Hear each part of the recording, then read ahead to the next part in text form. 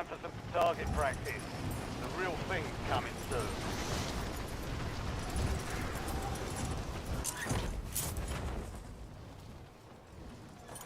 Enemy soldier incoming.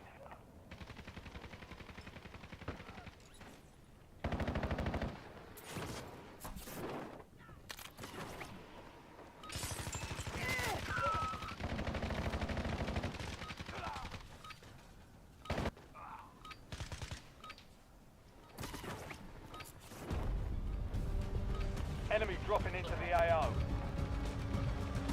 All stations, we are green to go. Stand by for deployment.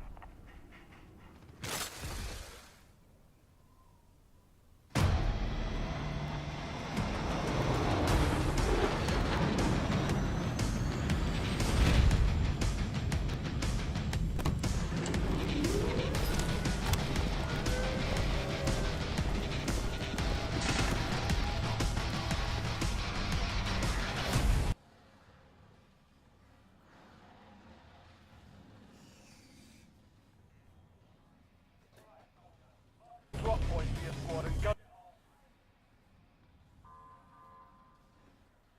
Close to your position, move to the safe zone.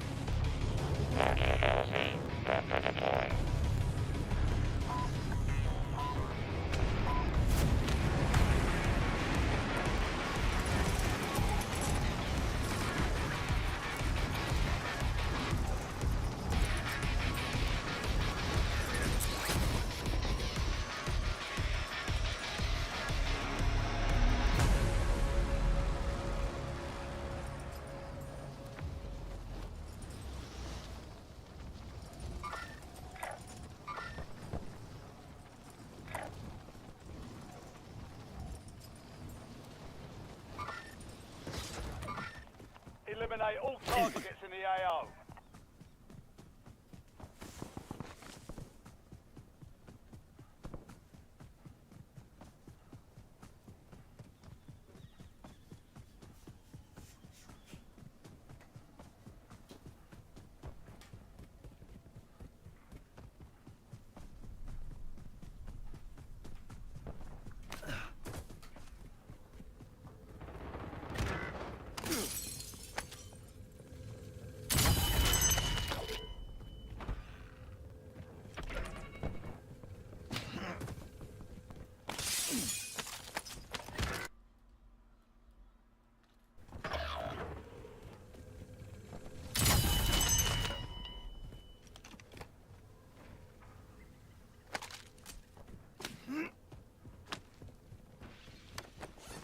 Squad mate has entered the gulag. I need medical!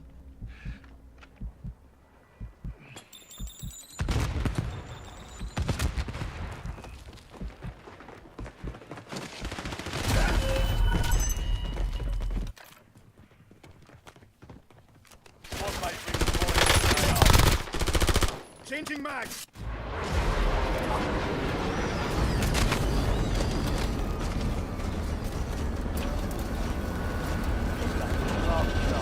Fight to earn redeployment.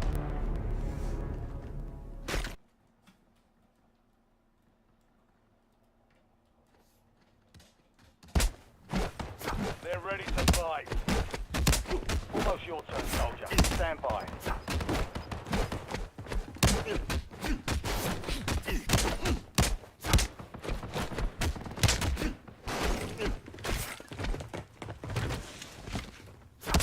Success means redeployment.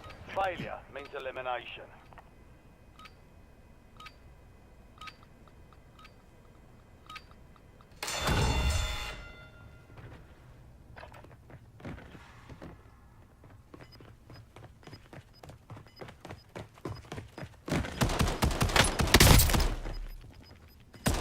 I'm reloading! Enemy down! For redeployment. I'm back on station!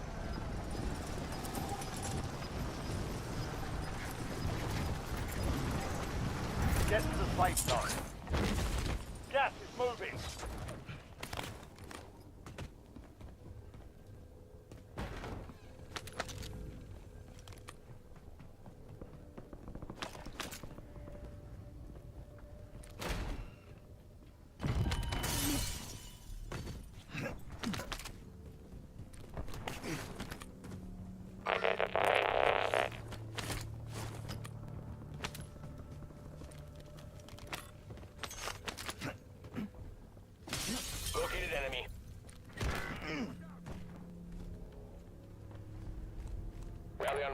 report.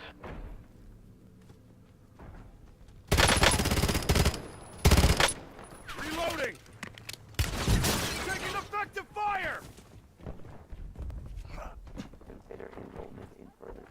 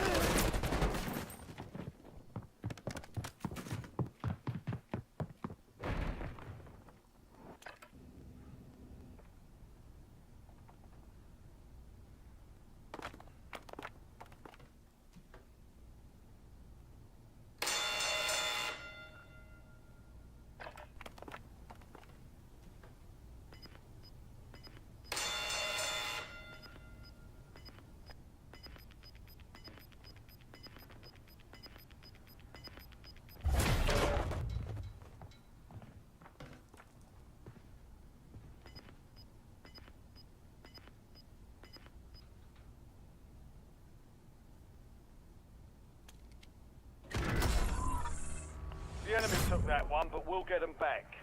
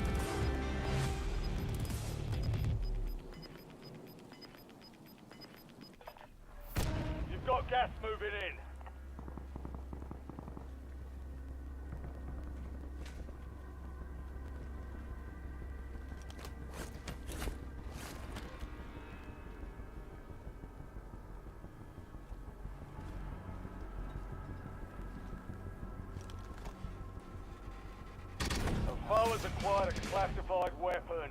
Take it from their cold dead hands.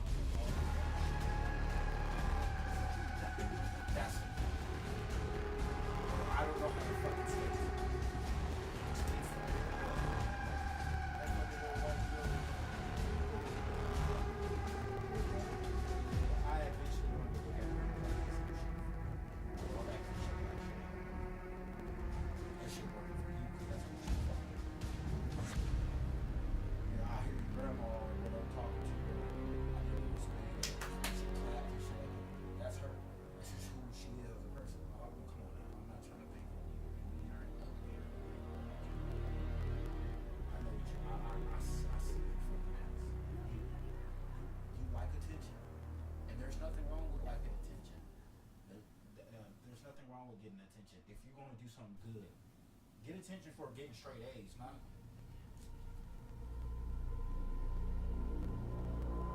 She was not the only one. Everybody else was fucking stuff. And one little girl, mom, was by herself, and she's been by herself every time.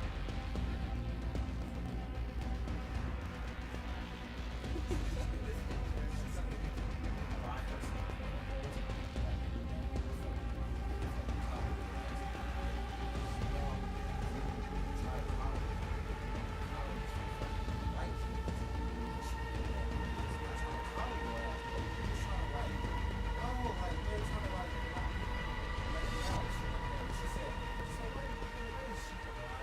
No, you can't, nigga. Like, I'm not my no. He wouldn't run with you because you're not about to waste anybody's time.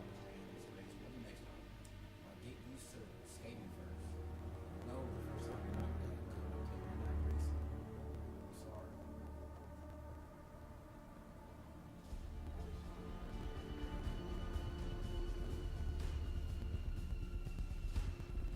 The most race was the jump. Like,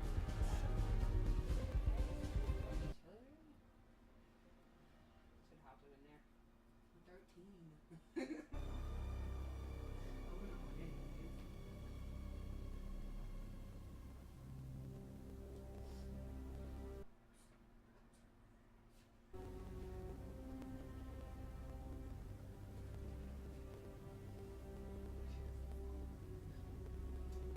She got it on this one.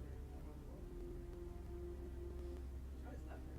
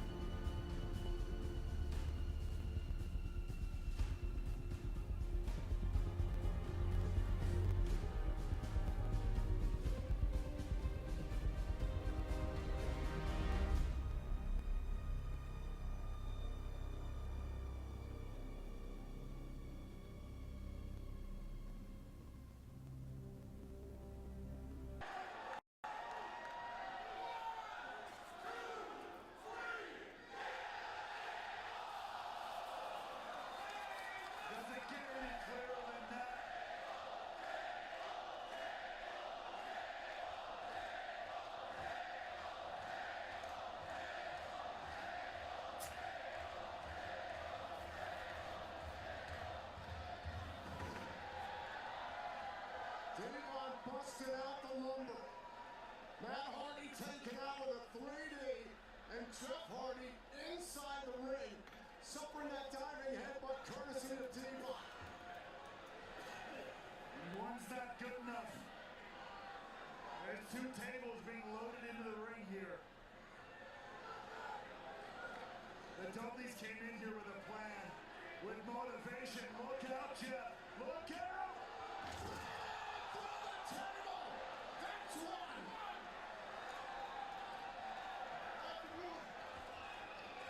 Where it started, Team 3D's already halfway to winning the titles. And now Matt Hardy with a steel chair going after Team 3D. Again, you have to offensively drive both your opponents through a table. Jeff Hardy's already gone through. That's a miscue that Team 3D did not want. Devon and Matt Hardy tackling here in the middle of the ring. Matt Hardy set to the outside. The Hardys are going to have to climb back into this one. In a matter of minutes, Team 3D took the advantage. It has been all Team 3D from the jump here. That 3D to Matt, and then Jeff being 3D through the table. Once again, leaving Matt 2-on-1. It's been 2-on-1 this whole time. Excellent strategy by Team 3D. Well, Bully Ray did say he went on Busted Open this week. They were front row at NXT TNA Showdown. He said that he saw the break in the Hardys' armor. He saw weaknesses that he didn't see before, and clearly they are now exploiting those weaknesses.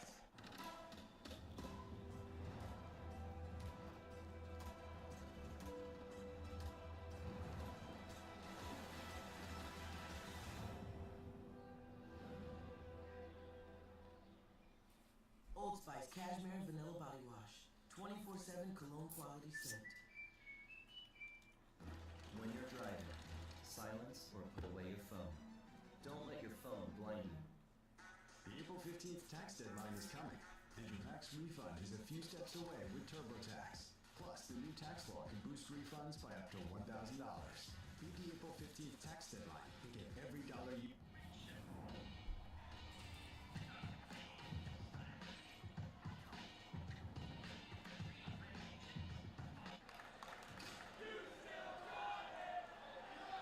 Right to the midsection, twist of fate on the outside by Matt Hardy.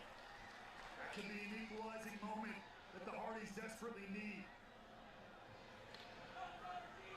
And now Matt Hardy trying to position Devon here in the early going.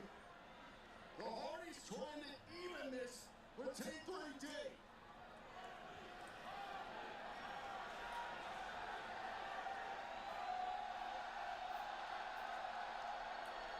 Oh, and Devon got out of the way. Matt Hardy through the table. But that's not going to count in the favor of Team 3D. You have to offensively drive your opponent through a table. No doubt about it. Inadvertent table up there from Matt Hardy. But it certainly plays into the favor Oh, and of Team 3D. there's Jeff Hardy back from the dead. Up against Bully Ray, drop kicking him into the barricade.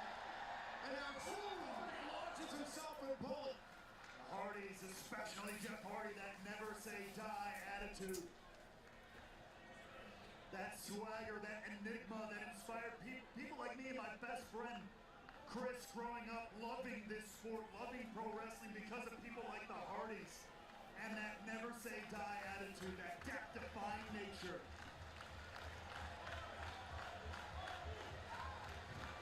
Hashtag TNA Battle for Glory is the #3 hashtag right now on X. Thank you for tuning in around the world live on pay-per-view and TNA Plus. Everyone talking about these two goats of tag teams. You've gotten to share the ring with all 4 of these men in some capacity. It's an absolute dream and an honor of my career to call this one, but I can tell you just how quickly Jeff Hardy can turn a matchup around. Jeff Hardy and Devon tied up in the aisleway. I can tell you just how Bully Ray can implement his designs as well. Bully Ray targeting Matt Hardy here, center of the ring. Matt Hardy's the one to watch. Jeff Hardy's already been driven through a table. If Matt Hardy goes through here, this will be the end for the Hardys in this matchup. Look out! On the Bully Ray into the table.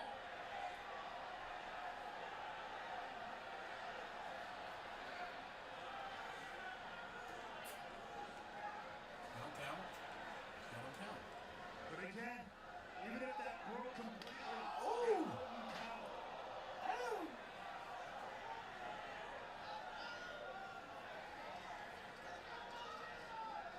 Think of the death-defying moment that these two share.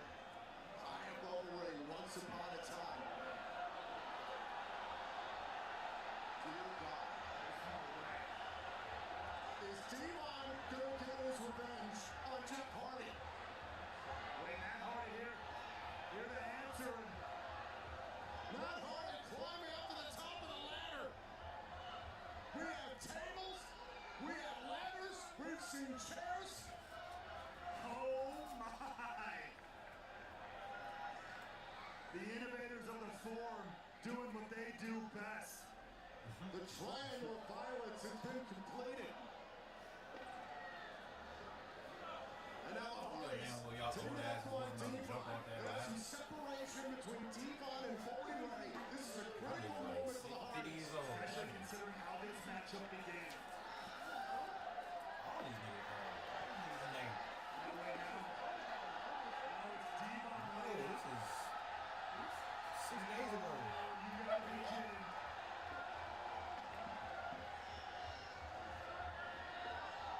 25 years ago, Anaheim, California. I'm getting a hell of a lot of deja vu here. A moment that inspired a generation.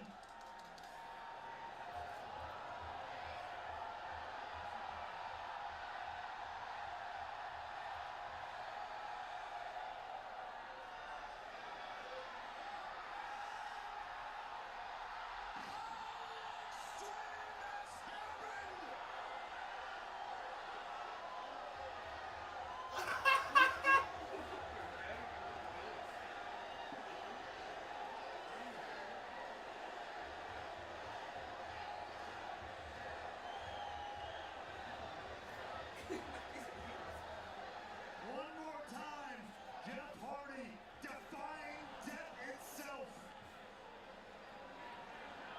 Devon has been sent through the table. It's even between the Hardys and Team 3D.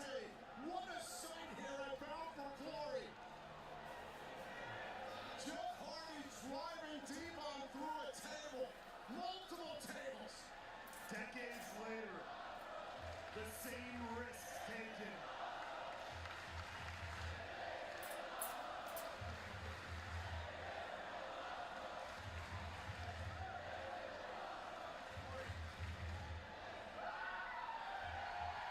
An unmatched 25-year rivalry. Which one is the greatest tag team of all time? Now it is the Hardys who have the advantage.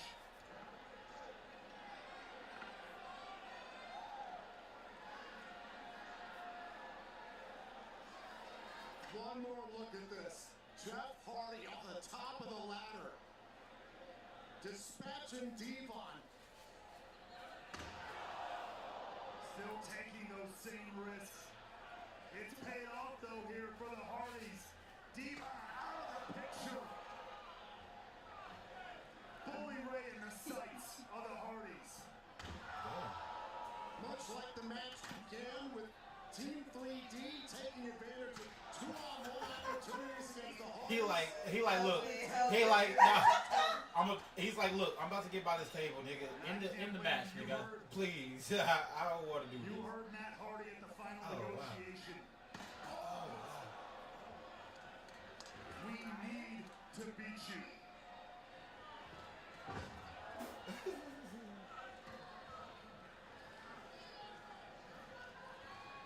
I don't even know how you're still in the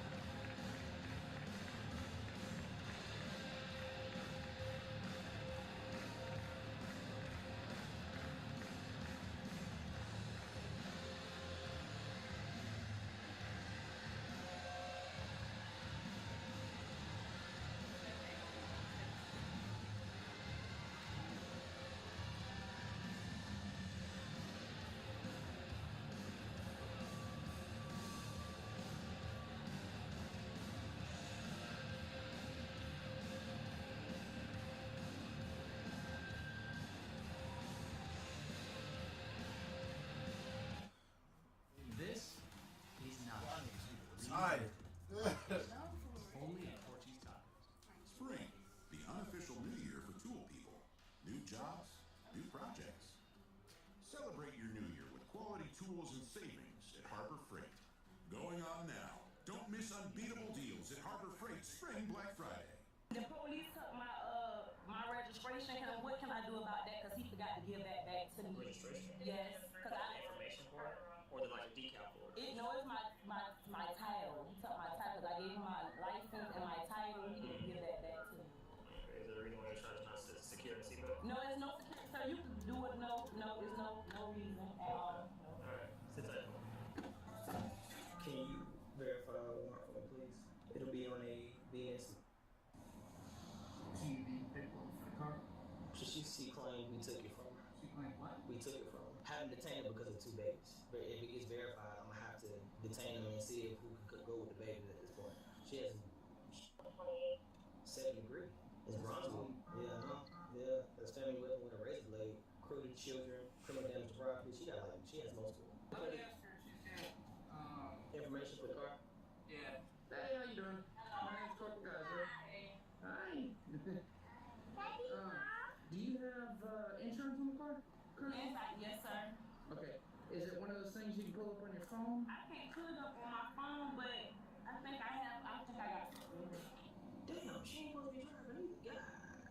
Jesus. The other officer mentioned that officers took the temp tag. Yeah, he did, and he took my title too. But I have to try to get it from that officer because I have to get my title back from him. Okay. This is the insurance for it. This will work perfect. Thank you.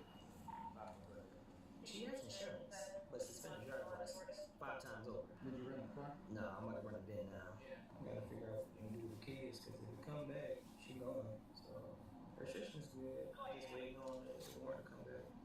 Okay. Do you understand your license is suspended right now? No. When did the officer take your license plate? Because saying your registration is good. He just took it about 2 weeks. I got pulled over. He just took it, and he took my title too. Was it here in Savannah?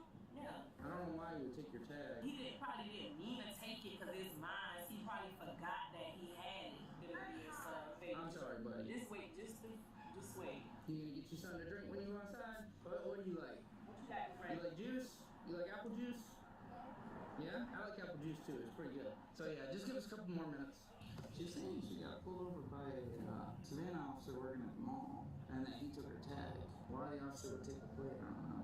You need to hit her with the kids at a seatbelt? Yeah, and driver's license. Baby got pee and everything else. We're still waiting on our design to open her door and take the baby. He gotta go to the bathroom? Yes. Yeah, it's gonna take a couple more minutes, so if you wanna go ahead and take him, All right. we'll stand by. They don't take it. Well, she's taking him around the corner to go pee on Bill. You wanna stay with the babies? Yeah, I'm gonna stay with the kiddos. I'll get him a drink from the store. Okay. We did confirm that license suspension. Okay. You're gonna have some tickets today. There's also the kids not being in safety restraints, so you have to take care of those. So pretty much you have 2 tickets for driving with your kids, signing seatbelt. And you have 1 driving on the license, okay? Can you sign this one real quick? Alright. One more thing. Do you have somebody who can do this? No. You don't have a car. Do y'all have somebody else to call? Reason why I'm asking that because you have a warrant. You have multiple, so we have to detain you. Okay, we can call somebody. You can call somebody? Yeah, but y'all don't have to call them. Okay, that's fine. Okay. So I'm gonna detain you real quick. Okay, no, please, let's call the people first. My kids are out in the street. So right now, Where are my kids? we Look. gonna make sure the kids are good. So we got them. Hey guys. So, mommy's gotta call somebody to pick you guys up. Oh yeah? That's pretty cool. Hey, stay over here for just a second, buddy. Oh, Lord, can you please just call? We gonna call. Let's just call right now. I got you. Let me give you the number. But look how you look at my kids. Look how you doing the kids. You're looking at my daughter right there. Come over here. Okay? Yeah. She's in the car, baby. Here, come on me, bud.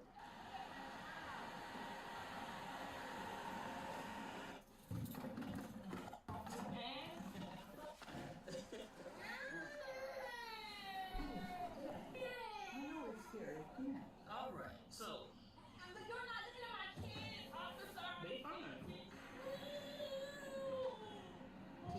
down in the car? You want to sit in the car?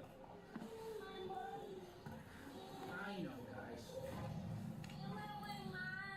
I know. Okay? Mom, you'll be back in a little bit. Get my kids!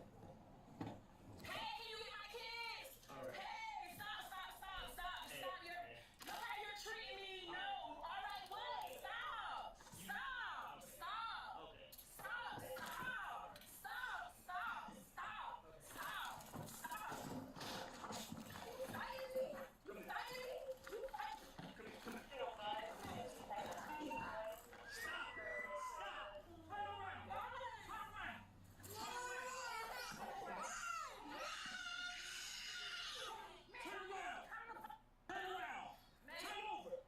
Turn over. Give me your hand.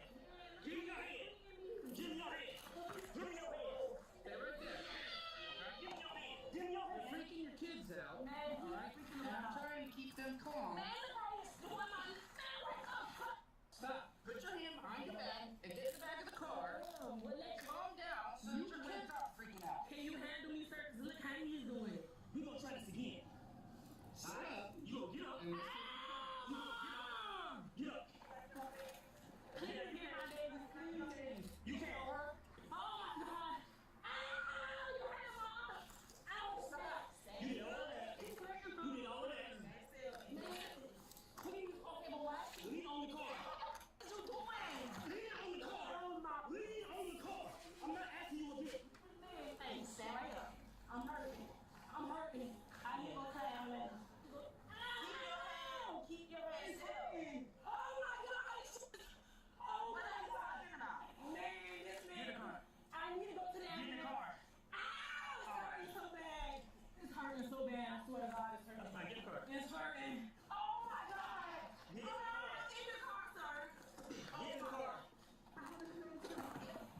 Oh my God. Get in the car. Call the ambulance. Get in the car.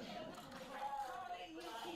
Call the EMT. This man is going to hit me.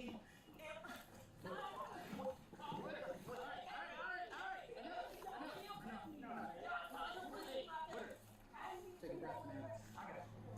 Take a breath. I got you. Take a few moments. I'll go to the other side of the car and get him. Take a breath. All right?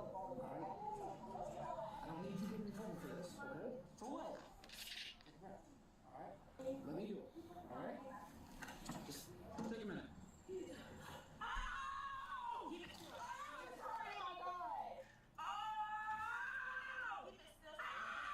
Don't loosen it. That's how she got it last time.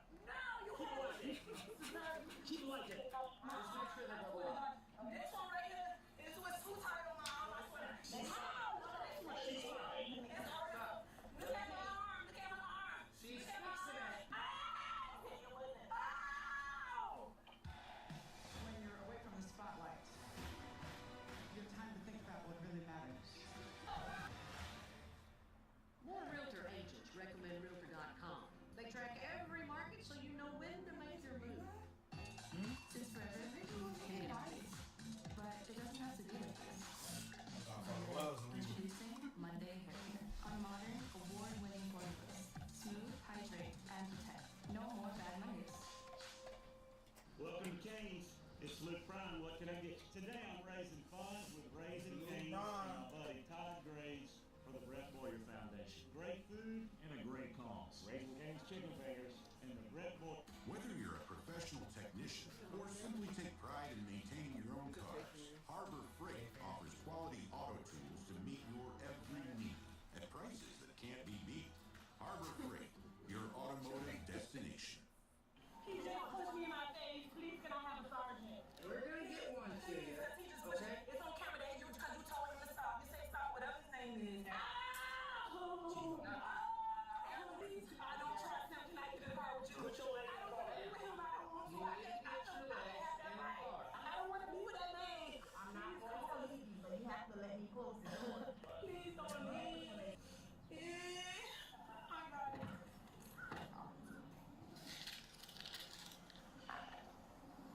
I need a telephone number where I can reach somebody to come get her kids. And We've got a supervisor coming down to talk to her. She's really I stressed out right now. and I understand that, but I gotta get back to work and I gotta kids in there.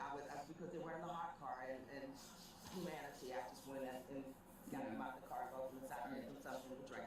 So if I can get a telephone number, she wants somebody to call so she can pick her kids up.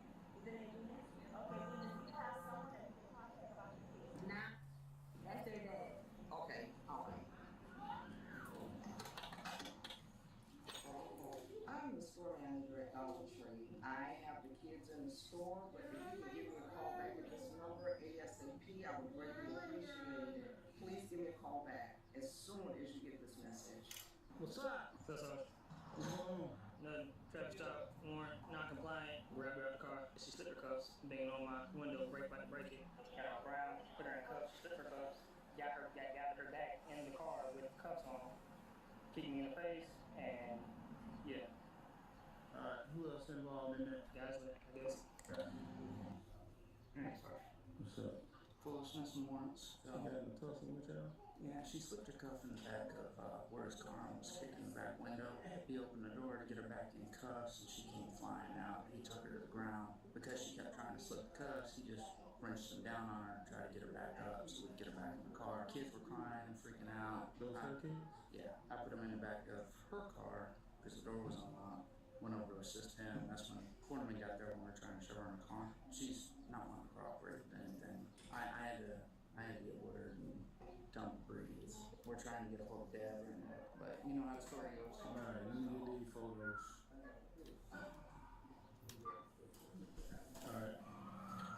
Alright, let me get these photos. You got any injuries or anything? No. Alright. Yeah, he did. He put me in my head, pushed my face to the ground, picked me up, slammed my face to his door, and he started scratching me up, pulling my shirt. Were you having any worries or anything like that? No, ma'am, but my head, I got a headache. Can I press charges on him? Can I please press charges? Can I make a report on him or something? Because I ain't never got beat up by police like this in my life. I'm sorry. They said look at your injury. I mean, there's nothing. I mean, you have to take her to the hospital. If she's not a blood thinner, then it's obviously there's nothing like concerning, obviously, but it is her head, so that is. But if she's not, if she's fully conscious, do you know where you're at right now? Yes. Where are you at? I'm Mr. Manager. And you know what year it is? 2025. You know who the president is? Whether you like or not. Who is it? Girl. Where my kids? Where my kids? Dana, you got they tried to contact her, their father.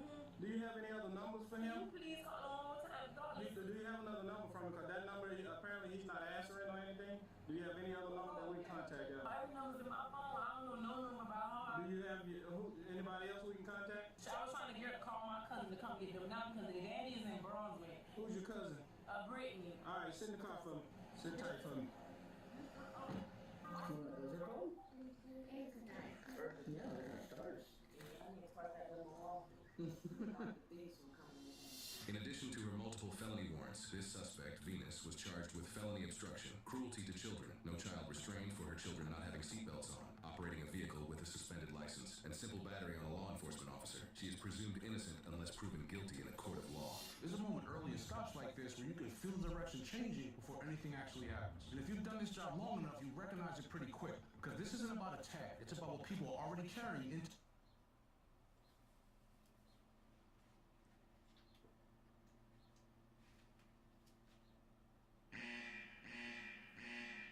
Look, team loaded just like Luxor, buddy. You gon' get.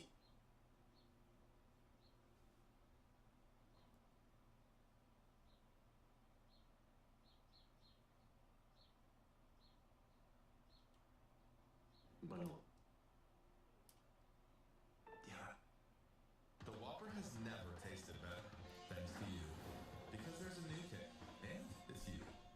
So basically, there's this American guy, Jesse, and he's on the train to Vienna, and he ends up talking. What's that? Listen, we're gonna find them. Their son's phone is being to this house. I don't know what to do.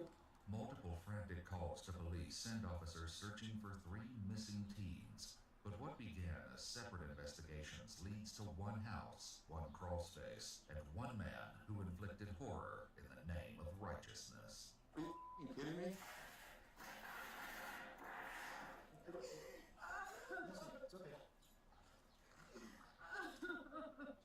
The following is based on official police records. It's May 6, 2025, when an officer in Burnley, Nevada responds to a disturbing call. According to police records, the caller explained that her 13-year-old brother had received a text message that someone was going to kill him. However, as the officer makes contact with the boy's mother, he learns that there's much more to the story. Are you on the phone with your brother? He is my son. He's your son. Okay, what's his name? This is okay. How old is your son? Two boys are twins, my sons. He's nowhere. The officer learns that both of the woman's sons are missing, and she's trying to track their location with the Find My iPhone app. The app shows that at least one phone is only a short distance away. You want me to take Kirk down there to Miller to see if he's down there? Yeah. Is this a live feed where he's at? I can take you. Yeah. I can take her real quick. I'll head over there and see if I can find him, okay? Bizarrely, this isn't the only missing juvenile report that police have received that day. Just 10 minutes after the initial call about the text message, dispatch received a call from another worried mom. She reported her 13-year-old son and his two friends missing, saying the last time she saw them, they were talking to an adult man. At first, officers aren't sure if the disappearances are connected, but any doubt all but dissipates when another 911 call comes in from one of the missing boys. They said it was dark and that they were in a basement. So they're in the basement? Okay, so he needs to come out and I contact don't us. think they can. They said they took his phone. You saying he's inside a basement? Yes. This is where the location. With the stakes raised, officers head to the location of the ping, as does the mom of the missing brothers, her daughter, and the bystander who offered to drive. Based on that ping location, they narrow down which house the boys could be in. One officer knocks on the door, but with no answer, he drives around to the back of the property. And it's there that he meets an unusual individual. Hi. Who are you? Huh? Who are you? You live here? They can't come down here, then. So their son's phone is pinging to this house. I don't know anything. I don't know anything about them. You don't know anything about it? Nope. You live here? This is my grandma's house. Your grandma's house? Who are you? I don't have to give you my name. Okay. They're probably gonna walk by here. No, his phone's here. The man peeking over the fence is 23-year-old Guillermo Aboites Saavedra. He's standing in the very backyard police are trying to get into, and as the officers plan their next move, Guillermo keeps trying to get them to leave. We have a juvenile that's in house. It's dark, they're in a basement. That they took his phone. No. They just came looking for some teenagers. With some kids. And actually, they probably I enslaved. talked to them, they're looking They at probably I told them. tired actually. So we know who he is. So we have somebody who's. So this black dot is his phone. He's not here. This blue dot is me. So this is her phone. Exactly. Going to go to the front and. They probably came by and slashed the tires anyway. With Guillermo acting suspiciously and both the phone location and 911 ping coming from the house he's trying to usher everyone away from, officers are confident he likely has something to do with the disappearances. It has nothing to do with it, so. You want to keep an eye on him and I'll make contact with him from the front. One officer heads to the front of the house, hoping to intercept Guillermo. Meanwhile, the bystander who drove the mother to the scene says she spoke to a neighbor who saw three boys hop the fence into Guillermo's backyard. He's not my baby. He's my neighbor. This guy's your neighbor? More officers arrive on scene, and Guillermo is intercepted in the front yard. Come here. Come here. There, now over here. I'm a landscaper. You're a landscaper? Yeah. Here, turn around for me real quick. I don't know if he's got something. Got anything to do with kids, man? No. Any kids here? No, there's no kids at all. I'm just here to do yard work. No, you're doing hard work. Do you have any weapons on you or anything? No, go ahead. Step with your feet. What are you doing at this house? Whose house is this? It's your aunt's house? And what are you doing here? Just yard work. This is the house where the penis? Yeah.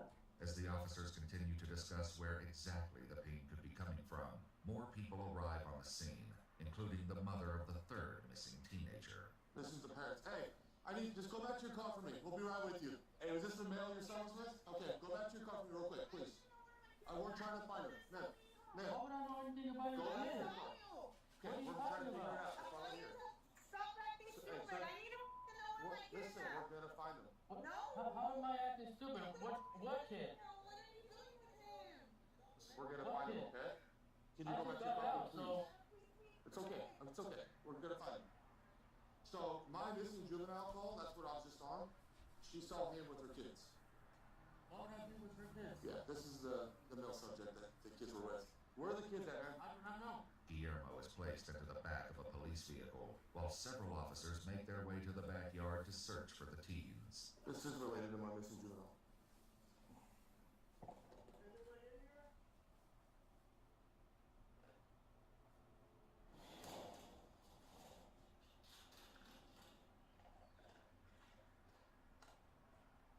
Booking.com has all kinds of stays for those who love family resorts and for those who do not. There we go. Find exactly what you're booking for. Booking.com, booking.yeah. Pampers Swaddlers keeps your baby comfortably dry. I wonder what ESPN stands for.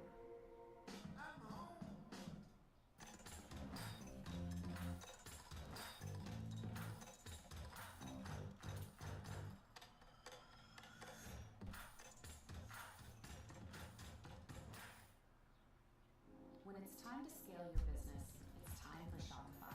Get everything you need to grow the way you want. Like, all the way.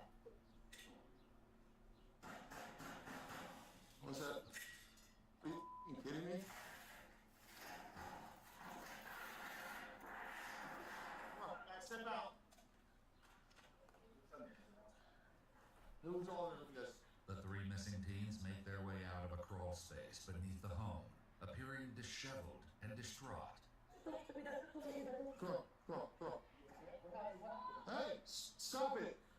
Let's go out this way, guys. Come on. You guys need medical attention at all? Yes. What's wrong? What happened to you? No. Hey guys, come with us. I need you guys to come with us. Come with us, That's okay? Come on. Come on, guys. Come with us. We got. What was he wearing? Is it just the three of you in there?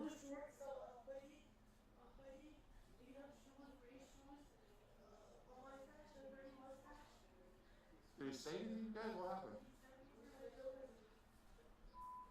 He took a video that he beat us on my phone. He stole my phone. The traumatized boys are brought out from the backyard, where they're met by their equally traumatized parents.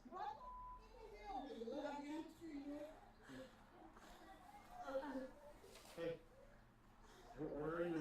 My leg and my back. He hit me in the head and I feel really dizzy. What do you hit you with? A stake. It's a broken stake in the back of teeth. As officers try to separate the boys from the commotion and get initial statements, their parents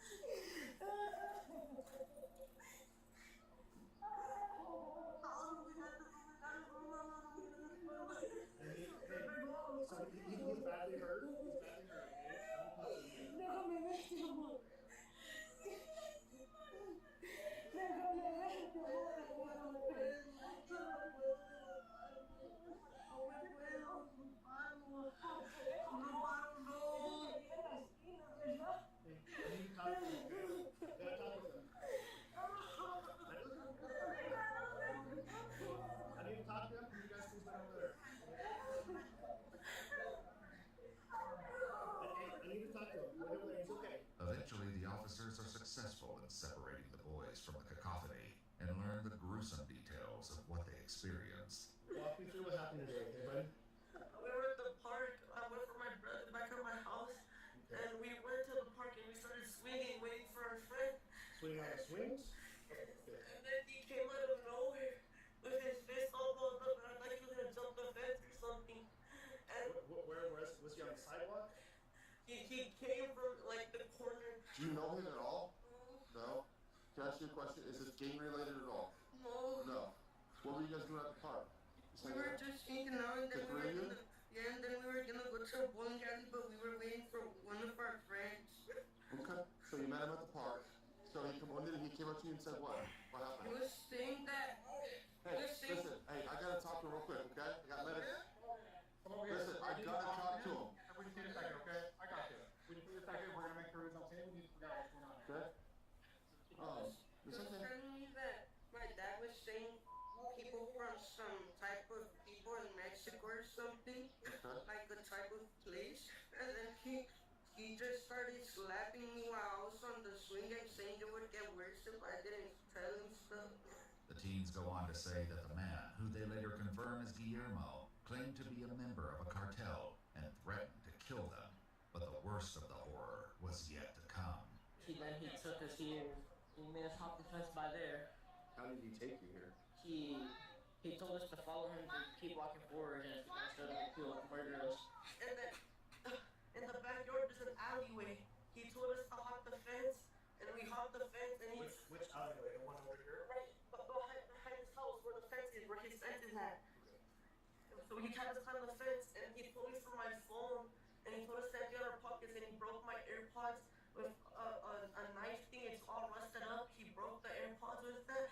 Then he told me for my phone, and he started throwing it, and then he realized he could do something, and then he told me to unlock it, and then he told us to log out of my Instagram account and to do a lot of things and delete everything in my phone. And then I gave him my phone, and he started recording us, and he started beating us. After that, he grabbed what seemed to be a wooden stick, and he started smacking really hard from behind. And after that, he did it with the rest of us. He made us stand up, and yeah, he kept smacking us and kept hitting us with the wooden stick. And after that, he smacked us back of our necks. And then he told us that he wasn't scared to die, or that he wasn't scared to kill us, and that if he wanted to, he could go get his tools and rip our fingers and our nails and everything one by one by one. You are annoying. And he said that he was affiliated with cartels and stuff. So, where was he beating with a stick? And on my back, he had us pull down our pants, and then he hit me, and my thigh. And he started saying stuff to us and asking us things. And then he beat us all, and then You felt my booty? the phone, and he wouldn't listen, and then he hit me on the head, and then all I remember was waking up, laying down, and my head was aching, and then he told me for the next time I should listen, or he's gonna do more than that. One victim seemed to incur Guillermo's wrath more than the others. Not only did he experience the same beating as everyone else, Guillermo also hit him in the back with a rusted scythe blade and carved what looks like the letter M into his hand. Me estaban pegando y me dijeron que me iban a matar. And yeah, he just kept hitting us at the back of the neck, right here, and the back area.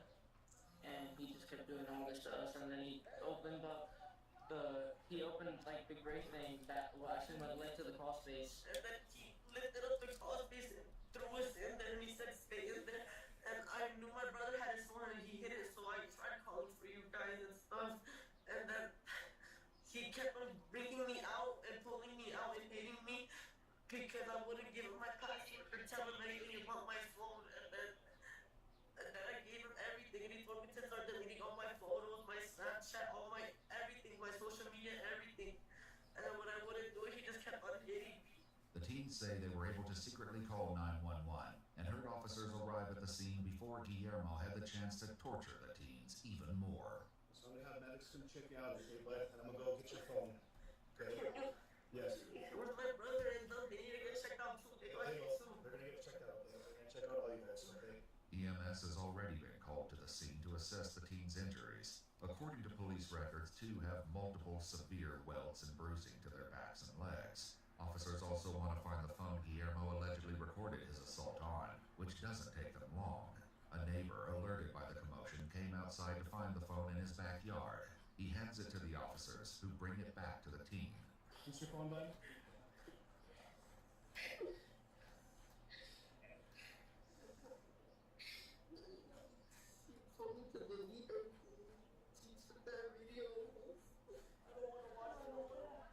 The video is eventually found in the recently deleted folder, and it confirms the horrifying story. In the video, Guillermo lines the teens up side by side with their pants down, then goes down the line, hitting them one by one with a broken rake on their thighs and buttocks. He started hitting us with a stick, and then it broke right there, and then he broke that thing together with a stick together. He broke the rake?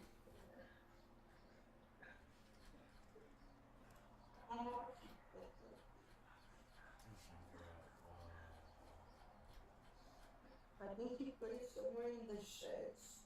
Was it? He hit you with that? Yeah.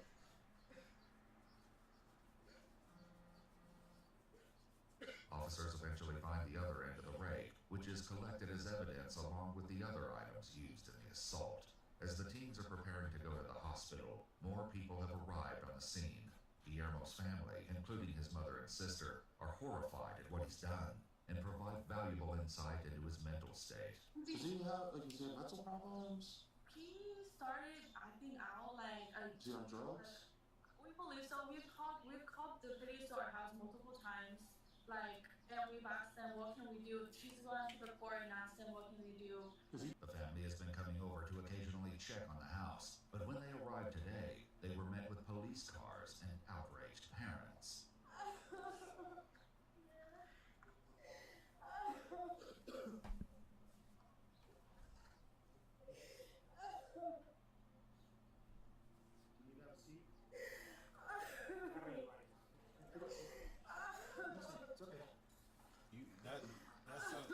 That's your mama, huh? I know that is. Guillermo was officially arrested and booked into the Lyon County Jail.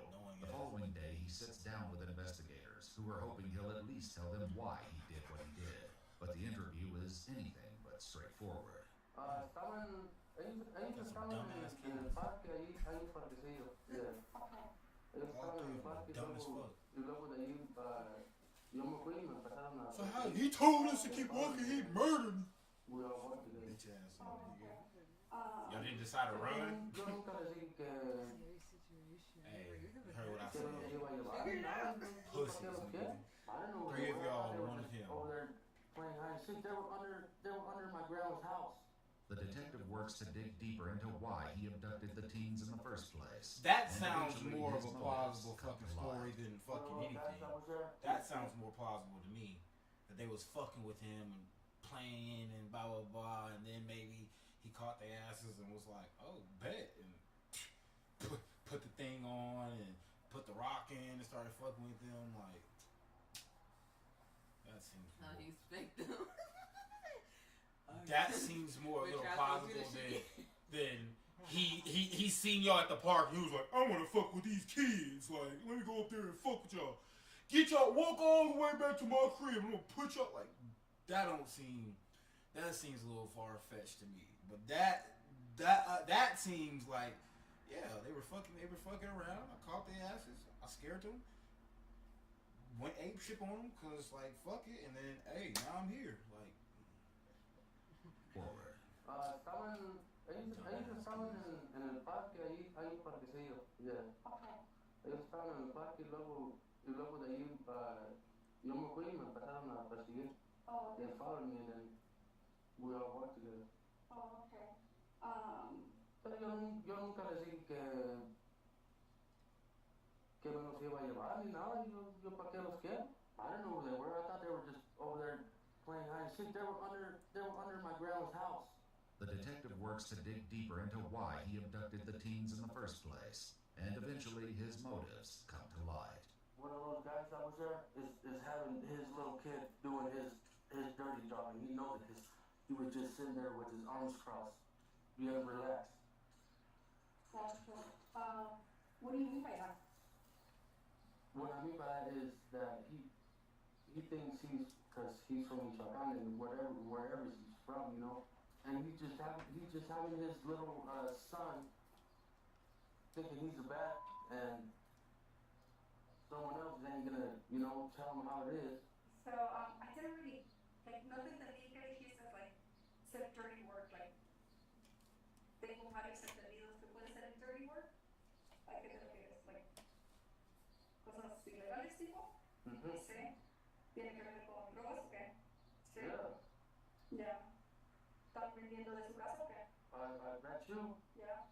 Because I bet you because that guy that's from Michoacan and his girlfriend or whatever just gave herself up yesterday, just flipping me off and this and that. Like, she probably doesn't even work. Even though he says he doesn't hold a grudge against people from Michoacan, Guillermo remains convinced that one of the fathers is involved in illegal activity. He rambles on, saying that the teens actually followed him to prank him. He even says one of their mothers saw them all walking together, so she could have gotten them if she was really concerned. However, the detective isn't buying his excuses, and when confronted, Guillermo begins to fold. So I appreciate you being quite honest, and I'm going to be quite honest with you too. Basically, what I'm getting at is there was a little bit more to that. But basically, the part that I'm missing is that when they came out, they had injuries. I know nothing about that. No? It was probably from home. They're probably getting that from home. You think so? Yeah. Like abused at home? Probably. You never, everything's different behind closed doors. What if I was to tell you that they did not have those injuries when they left home? I couldn't, I'm not telling you. Those injuries, they got when they were at that crossface. When they were in the backyard. Probably trying to get into crossface. So, what they're saying is basically that you hit them. Were you like trying to teach them a lesson? Like, were you mad at them that they were trying to mess with you, punk you? And like, were you doing that to kind of teach them a lesson? Kind of in a way they deserved it? Asking for it? Yeah. What you hit them with?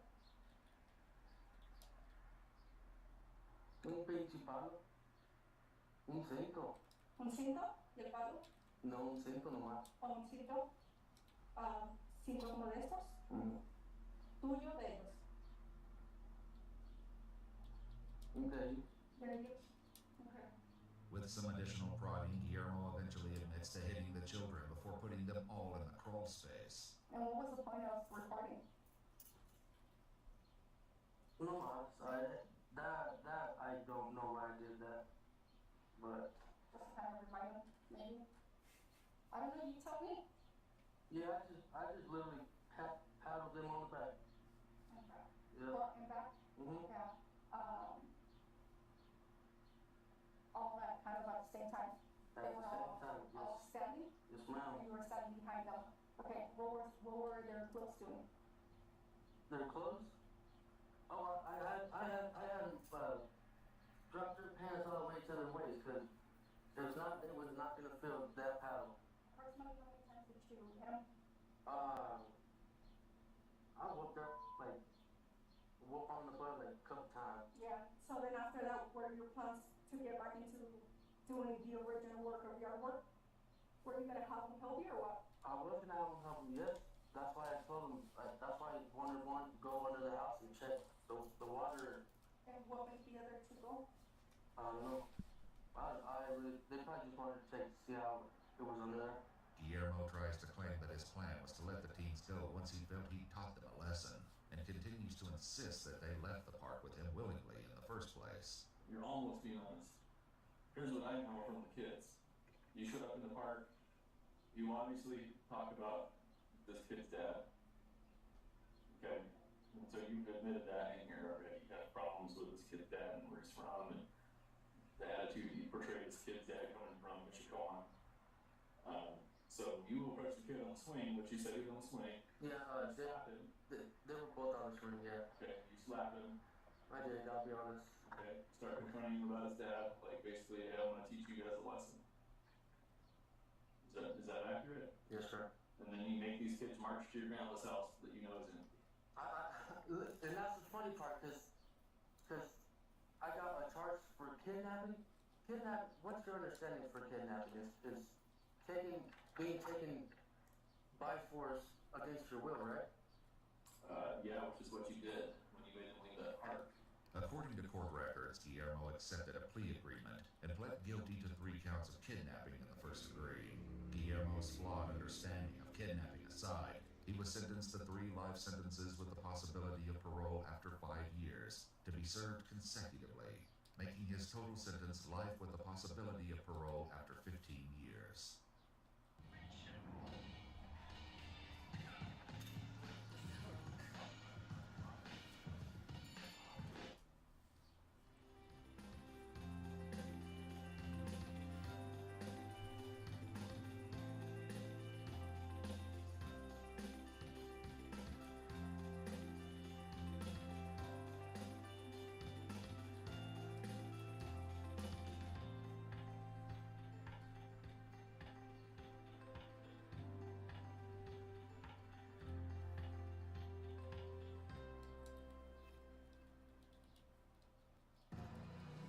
Style and substance. In the GMC Sierra. You trying to break into that? Okay, let me get you transferred to the sheriff's office. What's your name? I'm Angel. I live with my friend Don. He's already starting to kill us before. Don, get away from the door. Just stay on the line.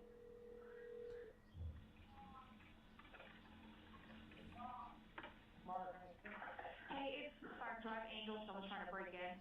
Mom, get away from the door. On the morning of April 1st, 2024, the day after Easter, a frantic report comes into 911 in Morrow County, Ohio, about an estranged husband trying to break into his wife's house. The following report is based on official police records, and the footage has never been seen before until now. He's in the house. Okay, ma'am, where are you at? What's your address? I don't know. I just came up the stairs for the weekend and we're on Route 95 next to the Dollar General. Okay.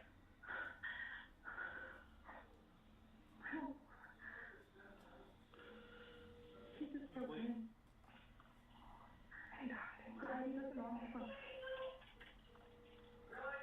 As the call continues, the tense situation suddenly gets much, much worse. He just hit her. He doesn't know I'm on the phone. He doesn't know I'm on the phone. I have to go. I can't let him know.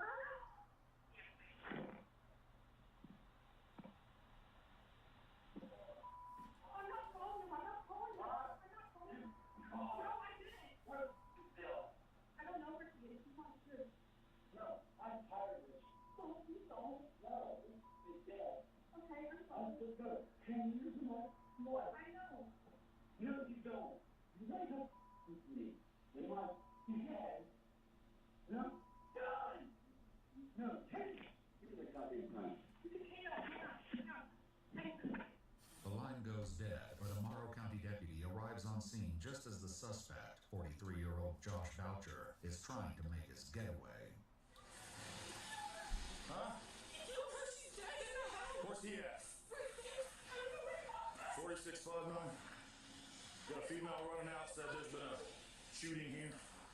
Give me all the units you got. I'm going to the house. He's gonna kill me. Where's he at?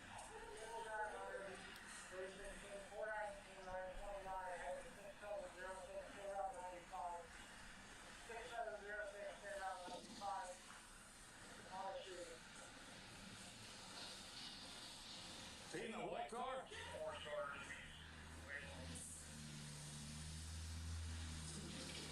4659, I got him in a white car, running through the fence.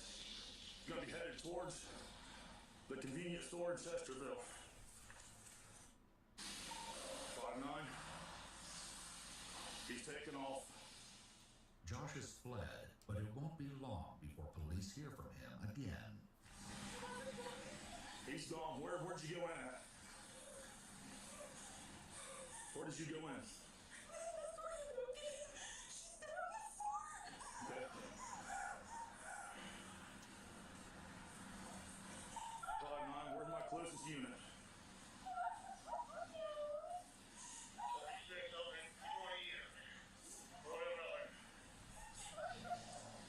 5-9, female here's advising we've got a murder inside. Give me another unit. I can't go in until we get someone else there. Is there anybody else in the house other than her?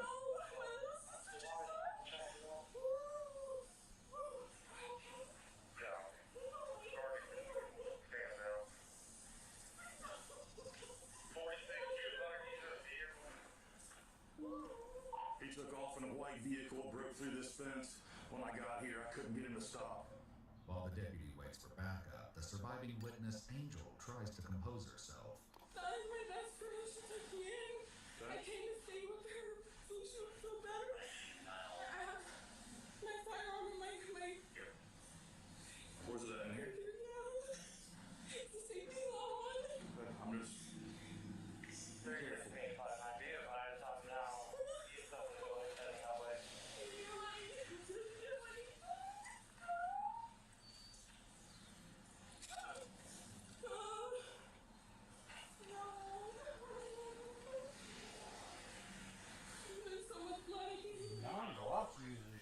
Additional deputies take to the property and soon realize that not everything is as it seems. Sheriff's office!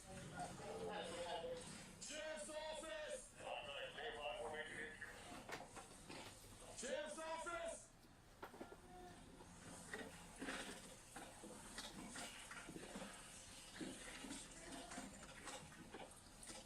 This dog? That door unlocked, John? She's screaming in there. If Dawn's cries come as a surprise, the next voice law enforcement hears may be even more unexpected. Hello, Martin Sheriff's Office. Oh, ma'am. I have to leave the incident. There's no way I came back this morning. This is just how dude. Okay, what's going on? What? The wife is dead on the floor, and there's a lady in the back of the room in my daughter's room when I entered the house. Okay, your wife's dead on the floor. No, I'm just freaking up. Josh, what the? Josh. Okay, I'm just sad. I'm going, what the just happened because... I understand, Josh. I need to take a deep breath for me. I understand it's an overwhelming experience. All of this is happening all at once. All of this, I'm going, Father God, help me. Father God, help me. As Josh pleads to a higher power, the deputies on scene fight through obstacles to get to his wife. Y'all are stupid!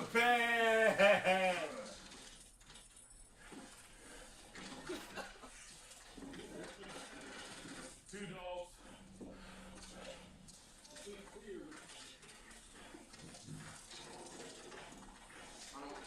Hello? These dogs bite? Huh? Come here, pups. Come on. Come on. 3 of them, John. One's a pit bull. Come on. No. Can you get these dogs? Obvious. Hurry up. So you can get these dogs. You can't eat it in that shirt. Andrew, send that squad up here. Come on. They're not gonna let me get close because they're not comfortable with me either. They're protecting her body. I know, she's alive. She is? Yeah. Dawn, they're coming. I need you to go in there and get them dogs. Okay. Hey, Sherman. Sherman, come here. Come here. This guy's gone, right? Yeah, he's off in the way. I actually have him on the phone. She has kicked my father and me out, and you can ask him this. I don't know what to do.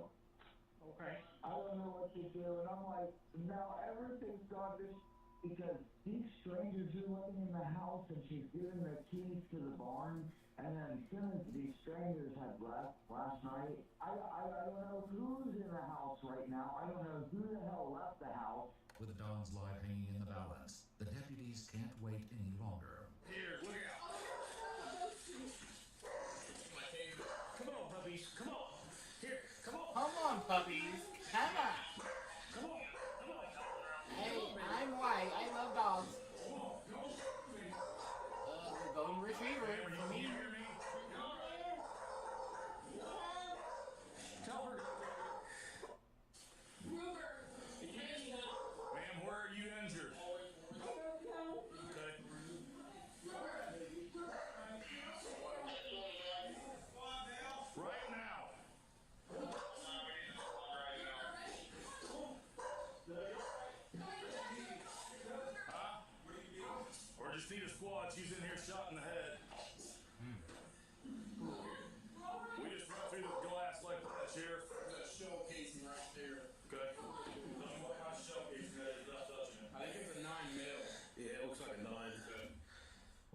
officers hold the scene for the paramedics, Josh assures the dispatcher that he had nothing to do with this shocking crime.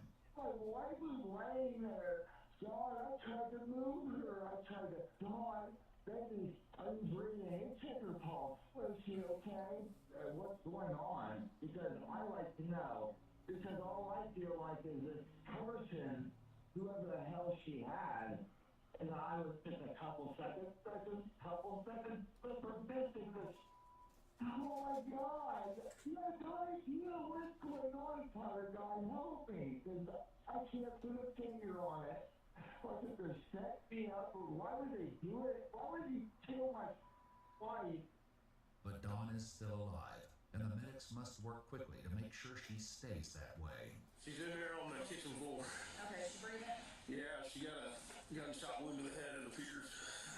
And she's still talking. Okay. Ma'am, can you state your name for me, please? Okay. I've got EMS. They're going to be touching you here in just a second, okay? Get your out. Don't you just step over this bag. Give me your hand. Step over this bag. I love you. Go out there.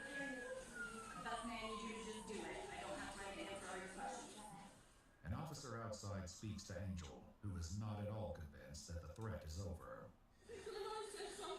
Hey, at this point, we're going to... At this point, we just need to smoke a joint. Fired up. We gotta watch some Gets out of the truck, so we're kind of RSI stuff. RSI stuff. New ask our dispatch to see if anybody's flying. What happened today? Okay. It just started the last 3 days. He choked her and shot at her, but she scared to call because he said it. Bow! Bitch! Then I say that either. No, this is escalated. We called you guys. I didn't do anything because Bitch, you better not say nothing either. we made an incident report yesterday because he tried to choke her son out and he attacked my little sister, but I was in Columbia. She called me, said that he was trying to kill her, and she's very adamant about that. So That's a cat. She didn't want to leave all the animals because he said. So she came and got me. We drove back up here last night, and he parked and he watched us, and we made an incident report, but they wouldn't do anything because he still lives here. Right. So she called me because I have my firearms. Oh, I didn't even. You got that thing, huh? If Josh is understandably at the forefront of Angel's mind, she is also on his.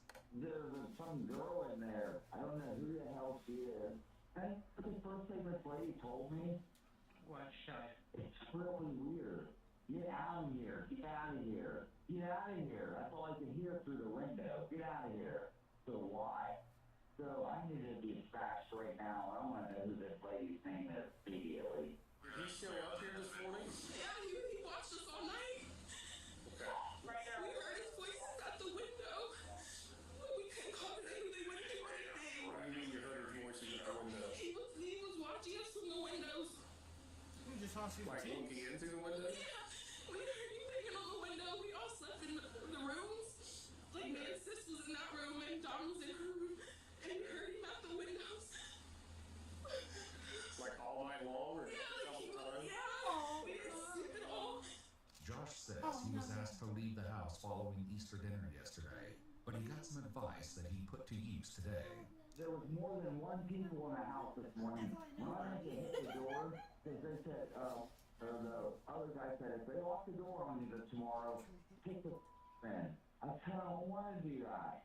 Well, as soon as I was kicking the door in, or turned around and I tried to kick the door in, I couldn't kick the door in, and there was a stick or some thing in the way. I heard something. Pow! And it wasn't my foot hitting the door. I have to go, I can't let him hurt. Well, as I kicked the door, and I turned around and I kicked it hard. I was like, something's in there, something's going on. So, when I walked in there, my wife was on the floor dead. You think it's on meth? Who are you to that? You shot her for you shot his son? She adopted me. Oh, Yeah, and so I don't have my family. They're all in hell. And there was some girl in the background with some cowhide shirt on with For real. glasses saying, I didn't do what I didn't do. What did you do? What's going on? My wife's out here on the floor. Was there any words or anything that said? He said, you guys are with the FBI. You're recording me. You want to kill me. You're trying to do things to me. Did you see him shoot her? No, I went around. I ran in the corner, but I heard the pop, and then he came and held the gun at me. And he said, I just killed that. We have to go. My daughter has an older son that he's like obsessed with. That he said he wanted to kill. Okay, where's he at? I don't know. I think Dylan's at work in Hilliard, but I wouldn't put it past him to get there. He was like, "Wow, we gotta go." Paying his phone right now. Where are you currently at so we can figure out where you're going so I can have a deputy meet you there? Boy, that's fine. Let's make a report. Yes, we need to. I definitely want to make a report. I have to make a report. I have to stick up for my wife. This guy is mental. We've been dealing with him for about 2 weeks. I'm sure they're just gonna handcuff me. That's fine. I don't care at this point. To figure out why you're here. Okay, well, you know. That's fine. No, hell no. I did not want to do that to my wife. Wow, oh my God. Guy's very unpredictable. He may very well come back. Now at Whataburger, you can get the new Big Ranch Wrap for $3, 5 premium wanted chicken bites for $4, or bacon cheese Whataburger Jr. for $5. Add fries and a drink for a little more. Now that's a what a deal at What a Burger. Download the app. I'm Lee, and I'm a sales specialist for the Pro Department in Lowe's.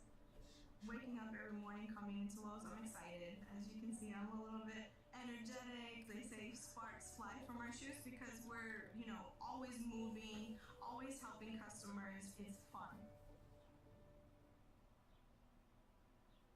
Even in the midst of a situation that could turn dangerous again at any moment, the medics work to save Dawn's life. Amanda, where's the wound? That's it? No, right here. Right side of the head. On the right? Yeah. Wait, this was gonna happen. Alright, I can't go down the steps. I got this side. Grab this side. I got this, John. Grab this side. Dawn, you still got it? Yeah.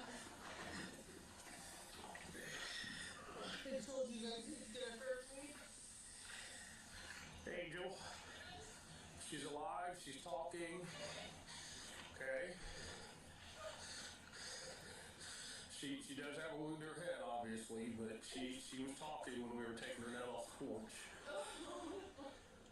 In his call, Josh continues to dwell on Angel's part in all of this. So, again, there's this girl in the house that I don't know. I don't have anything to defend myself with. She said, let's get out of here, let's get out of here. She looked at me really crazy, and I go, no, what do you mean? Okay. So right then and there, there's something fishy. So I go rushing back to Dawn, and I try to turn her over, and there's a big, oh my God, I am gonna kill the person, and I don't care. I am gonna go kill this person with my bare hands, because I do not have a gun. But Josh's story doesn't line up with the 911 audio or with Angel's account of what happened this morning. I heard the pop. I was still on the phone with 911 when he found me in the back bedroom. He found me in the back bedroom. I was still on 911. I had the phone like this. He took the phone out of my hand, hung up on 911, and threw it on the ground. And then he went through my pockets like he checked me. And he said, we're leaving now. So he grabbed me. Who's by the hair? Yeah, and then I said, Josh, I'll go with you. Did he already shoot her? Yes, he had already shot her. And then he stopped and he dragged her body. From where? From where she was. You shouldn't leave my house anyway. Where did he drag her from? She was shot in the kitchen, but he moved her body. No, how far did he move her? And then just a little bit, and you can see where he dragged the dragon. Like, But then he wouldn't let me touch her. you act like you seen your friend get killed or abruptly something. hung up on the Morrow County dispatcher without revealing his location. He won't be seen or heard from again for nearly 4 hours. Now joined by other friends and family members, the officers try to get more information about what Should've gave that nigga some pussy. Would've been in this house. I got ready for school. I brought her to her car. I said, "Have a good day, sissy." And she started to drive, and she stopped here and said, "He's here." And she turned white as a ghost, and that's when I saw the Toyota Camry. Was that the first you'd seen it, or did you see it last night? I saw headlights, but I couldn't confirm the vehicle around 5 a.m. When did you hear somebody knocking on the windows? It was probably around like 3 a.m. I could hear tapping, and I could hear his voice. Okay. Angel and the others reiterate that this situation had been slowly building in recent days, which the deputy is also aware of. So I talked to Josh Saturday. Okay, he seemed very distraught because apparently Dawn had told him that She's been trying to leave him from yes, she wanted to leave him, wanted a divorce, okay? Basically, hey, been there, understand, just keep trying to move forward, it's gonna be okay, tomorrow's a different day, that kind of stuff, right, is what I was telling him. At 3 o'clock, I left to go home, I heard units get dispatched out here, okay? At that time, Dawn left. Yes. Yeah, okay. I told her. She called me. Why did she come back? Do you guys think that he talked her into coming back? Yes. To talk and try to work things out? Dawn thinks she can fix broken people. She wants to fix him. Yeah. She wants to fix him, but there is no fixing that man. Police from several counties are focused not on fixing Josh Boucher, but on bringing him to justice. The search stays cold for hours until Josh gets into a crash, steals someone else's vehicle, and triggers a high-speed chase with the Ashland County Highway Patrol. The truck he steals is equipped with OnStar, however, and the vehicle's owner disables the truck remotely, forcing Josh to flee on foot. He hides in the garage of an unoccupied house, and it's here that he is finally cornered by a score of law enforcement. Keep your hands up.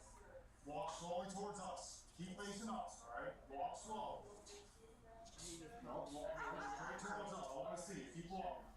Keep walking. You're fine. Keep coming. We're not going to shoot you. We're not going to shoot you. Okay, one stop right there. Stop right there. Lift the shirt. Hey, take. That's all I want you to do, crap. Now watch his hands. Relax. Let me see your hands. Let me see your hands. We're not going to shoot you. Let me see your hands. That's what I want you to do. And I want you to grab the top of your shoulders with your shirt. I want you to lift it up so I can see your waistband. We're not going to shoot you. I just need to make sure you don't have any weapons for our safety. Keep your hands up so I can see them. Grab the top of your shoulders with the shirt and pull it up so I can see your waistband. Nice and slow. Nice and slow. We're not going to shoot you. With multiple guns trained on him at the moment, Josh is compliant with the officers. Keep going. Full rotation. Full rotation. Keep going. Keep going. Dennis Wakefield. How's that? Who's that? Is that Walter Man? What is it? No. Okay. Keep rotating. Finally, after making sure that Josh is indeed unarmed, the team prepares to take him into custody. Nice and slow. Walk towards us. Hands are up. Hands are up. There you go. Nice and slow. Okay. This is what we're gonna do. You're gonna walk past the officer with the shield, and we're gonna take you over here. Okay. Keep his hands up. Hands are up above your head the whole time. Keep walking. There you go. Nice and slow. Nice and slow. Come on top of your head. There you go. Nice and slow. Right here. Right here. You see me? Come right here. Walk to me. Yep. Walk past the shield. Here we go. Keep coming. Keep coming. Nice and slow.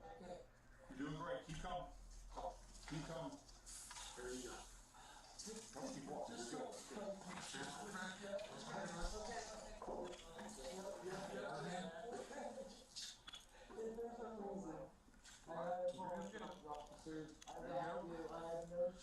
Let's get him out of here. As he's handcuffed, Josh offers the first of several meek apologies to law enforcement, a stark contrast to the chilling voice heard in this morning's 911 call. I'm sorry. I apologize to all my lord. I'm gonna shake him down out of here. I'm sorry. I apologize. There's a bag of my medication. Okay, just keep going. Keep going. Keep going. Yep. I apologize. I'm sorry. Good.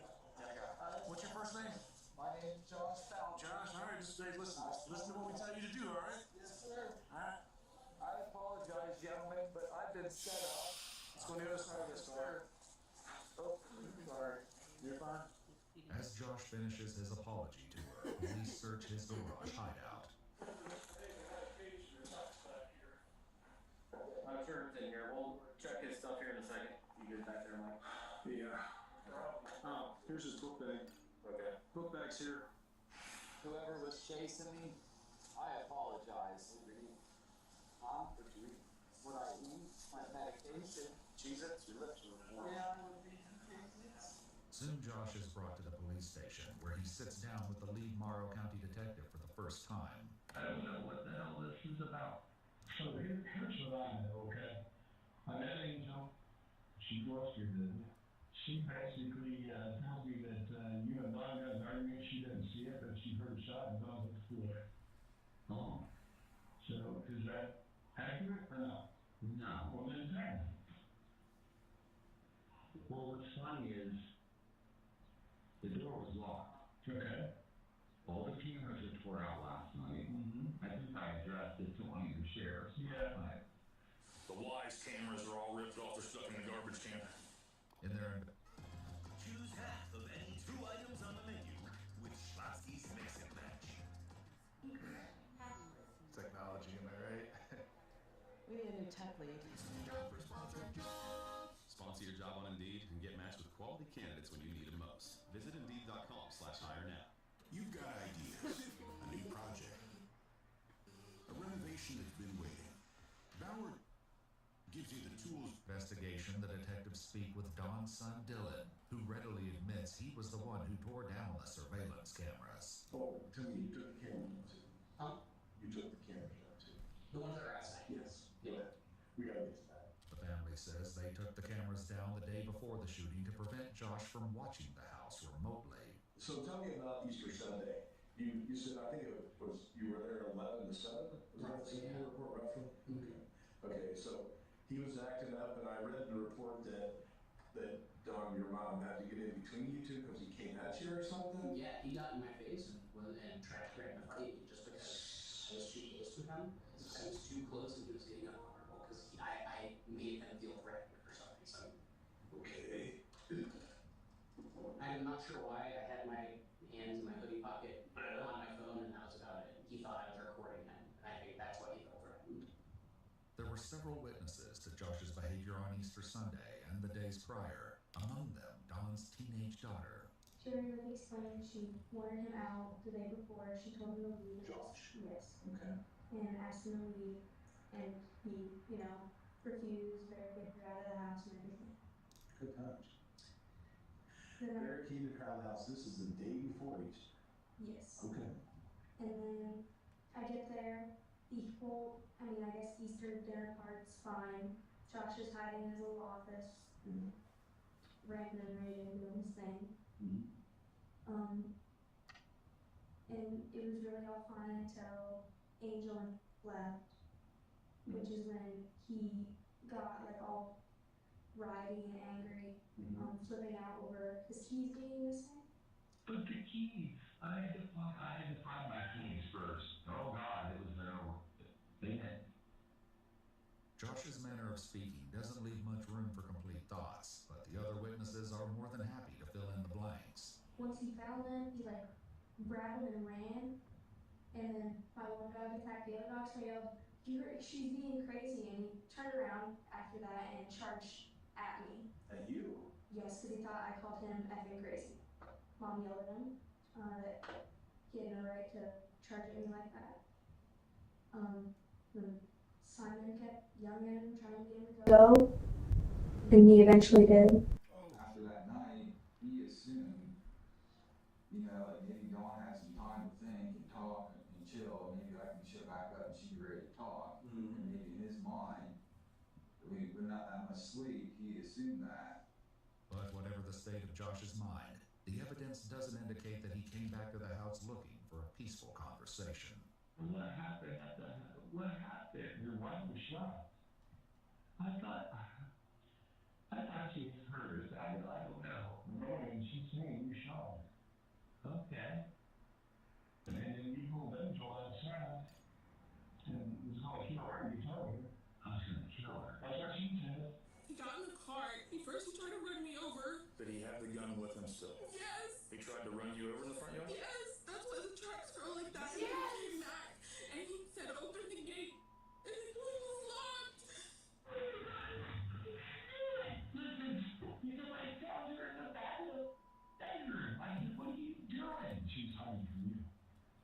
hiding. And she goes, you gotta get out of here, you gotta get out of here. She told me, she said that. So he was quick to say, hurry up and get out. I think somebody was already slipped out the side of the door. I want you to believe in me before you stop. And I know that doesn't mean me, but I wasn't in some money anymore. Listen, here's what I will do. I will follow the evidence where it takes me. But for now, that evidence points to Josh, and Josh exclusively, despite his insistence that he would have never hurt Dawn. Where's my wife? Is she okay? She said, good. Good. Now, I want you to realize this, like I said, yes. She said before that before she linked him, and she said that you shot her in the face. What the That's what she said. Why would I do that? No, I didn't love her again. I don't need to see that. I'm not just saying I'm weird, I'm here, man. Whether or not Josh's underwear proves anything, the detective hopes to get some more coherent answers from him when they meet again. But Josh still believes he's being railroaded. Nobody's really taking me and my side of the story for serious. I took you serious. I told you I'd come back, and where am I at? 2 days later? Well, oh my God. Sorry, boss. I keep thinking about all of this. There was something. There had to be something else. Josh is determined to push his alternative theories of the crime, regardless of the detective's interests. I can't talk until I get a lawyer, because everything's going backwards now. Everything from Huntington Bank, from all this, and people believe in me. I thought you would take my word, man, and go, damn, this guy's telling the truth, just this once in his life. If you would see all he has around him, why would I do that? Why in the hell would I do that? That's what I don't know. Josh's mention of Huntington Bank doesn't come out of the blue. And bamboozled by Huntington, just like the 3 and 4 news we seen the other day from Chase. We found out through Knox County that supposedly one of his relatives or something works at Huntington. They're supposed to send me the stuff. And they filed a protection order to keep him away from Huntington Bank. Josh never makes it quite clear what the issue is with Huntington Bank, but it's not the only topic he relies on to divert suspicion. I'm gonna figure out is that Murray's the one that killed Jordan. Here's the speculation I get. That's what we're trying to figure out. Yeah, and the speculation is, I know who did it. And who did it? It had to be Jordan. Jordan? Conor McDade? Yes, I know it was. I put everything together, and everybody thinks I'm crazy or delusional. I had a great night's sleep. You told me before I left, what was his name? I'm not sure. You told me before I left Richland County that you were going to kill Jared. You said that. Jared? Yeah, Jared, is that his name? The guy that you're in business with. I just have great suspicion it's him, and I have video recordings of him coming over with drones. But despite Josh's complex theories, the detective continues to believe that the truth is a little more straightforward. And what I want to talk to you about is to set up the house. Okay? Alright? Because you're telling me that somebody else was there, but I'm going to tell you something, and I'm going to be straight up on the street. I heard the 911 tape. Yes. Angel had the tape going. There was nobody there but you, Angel, and Doug. That's not possible. Because I walked away. But I'm going to tell you something else. I heard that. I'm going to tell you something else, too. I heard you say I shot them. And I know it's you. You know how I know it's you? Because I've talked to you. The best thing about them is she's alive so far. They don't know if she's going to wake up. She told the nurse that you shot her before they put her under. They were saying so much against me. Why you got your feet up like that, nigga? Like it's a counseling session, nigga. Wasn't there. Nobody else was there. I know, but I have that in the statement from the nurse. Right. I understand what you're saying. I understand, but she's a bullet lodged was a 9mm round, went through her jaw and lodged between the 5th and the 6th vertebrae. She is paralyzed from the neck down. Well, I doubt who did this. I promise. If the intent was to shock Josh into accepting responsibility, the devastating truth about Dawn's injuries has no such effect. I don't care how many times you said you went and checked all these rooms. I guarantee you didn't check all of them. You didn't go through this whole place. I went through every building, every room on that property. Right, but there's a couple hidden rooms in that house that you don't know about. Everybody label me psychotic or psycho. You're talking like Dawn and them? Dawn. Well, they're not psychologists. They got straight right. My wife's a psychiatrist. I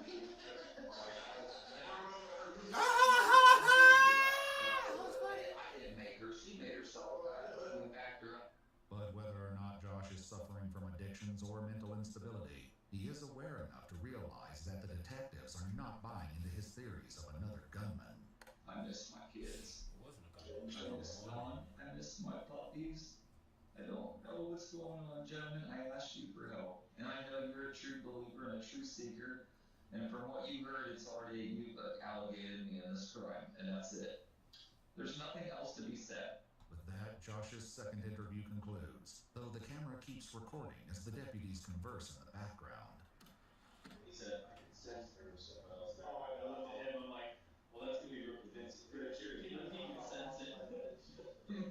Josh does indeed go before a jury after pleading not guilty to a long list of felony charges in July 2025. And from his perspective, the trial goes about as well as his third interview with detectives, where he suggested that damage had been done to his property. Who kicked the barn door in? As they call me question, they tried to kick the hell out of that door. They couldn't get in on steel frame, could they? Now why'd they do that? Don't quit. Look, why are you keeping it? Look at me. Look at me. You know what? I'm about down. Why? Because you keep talking in circles. I don't know who kicked your door. We didn't kick your door. We had a search warrant for your house. To deal with this. We took the property. Okay. That's related to the case. We didn't take anything else. We haven't taken anything from Ashland County Jail. I'm done. Despite Josh's theories of hidden rooms, his partner Jordan, Huntington Bank, and Don's friend Angel, the jury found him guilty on 16 counts, including attempted aggravated murder, aggravated robbery, and kidnapping. At his sentencing hearing, Dawn Boucher, having filed for divorce, read a statement from her wheelchair. I can no longer work, drive a car, or even feed myself, she said. I depend on 24-hour care for the rest of my life. The judge sentenced Josh Boucher to a minimum 50 years in prison. When combined with the 4-year sentence he received for crimes out of Ashland County in relation to auto theft and failure to comply, Josh Boucher will be 97 years old by the time he's released. Every office has a naysayer. Meet Steve. The office naysayer loves going against the majority. High five to the Canadian up here. Have you seen it before? Sorry. Have you seen it before? There's clothes in the boys' bathroom and bed. He changed his clothes. He changed his When clothes? he shows up missing, and we didn't do anything. He had boots on.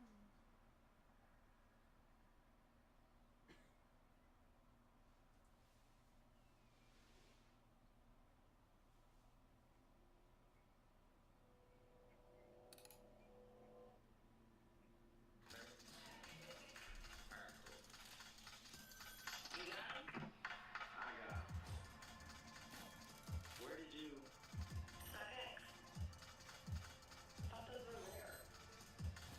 They are.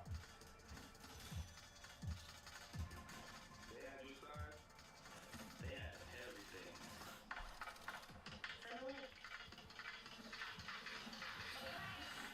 StockX. Now you know.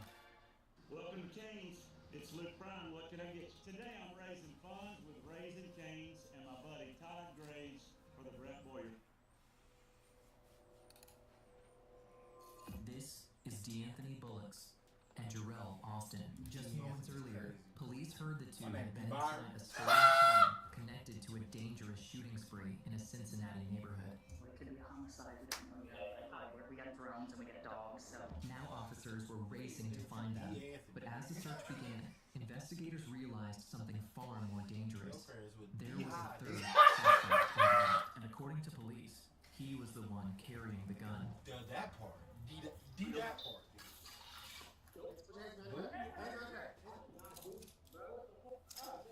They're down in the woods down here. I can't see them. I'm not going down there though. Damn. Damn. With started as a routine search for suspects would spiral into a deadly officer-involved shooting.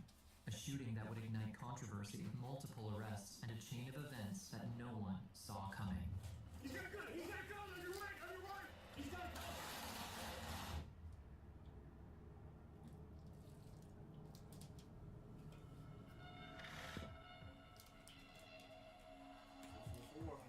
In the early afternoon of May 1st, 2025, police in Cincinnati, Ohio, received a report about a stolen vehicle that had just been located after a drive-by in the local neighborhood. The car was along Warsaw Avenue in East Price Hill. The vehicle had been stolen earlier that day from Edgewood, Kentucky, and was tracked by the owner using a GPS. What seems like a routine stolen vehicle recovery quickly took a turn. Inside the car were suspects Ryan Hinton, DeAnthony Bullocks, and Darrell Austin. The moment officers approached, the doors flew open and the suspects bolted, scattering in different directions through the neighborhood.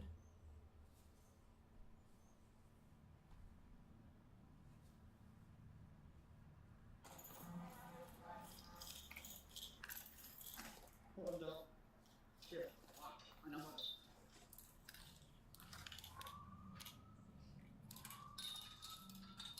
Go.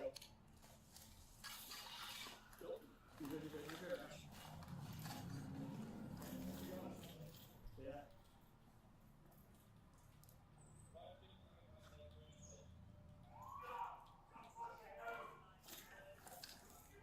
Pull the channel.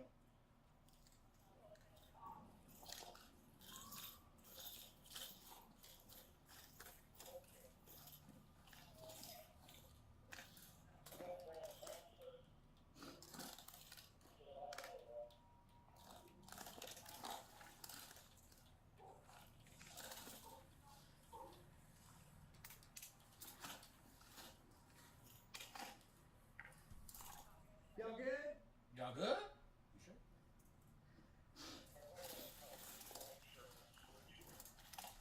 I'm good. We're good. We're good.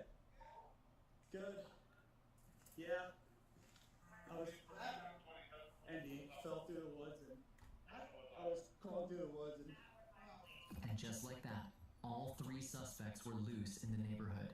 Within moments, officers across East Price Hill began converging on the area, spreading through nearby streets and alleys in an urgent effort to locate the fleeing suspects before they could disappear. And as multiple police units were now en route to the area, what started as a routine response was quickly growing into a much larger operation as officers realized the potential danger to nearby civilians. Then, a call came over the radio.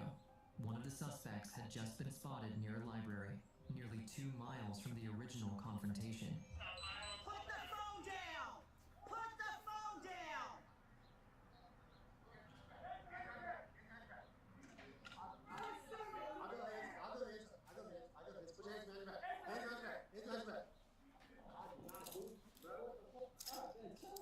I just came outside.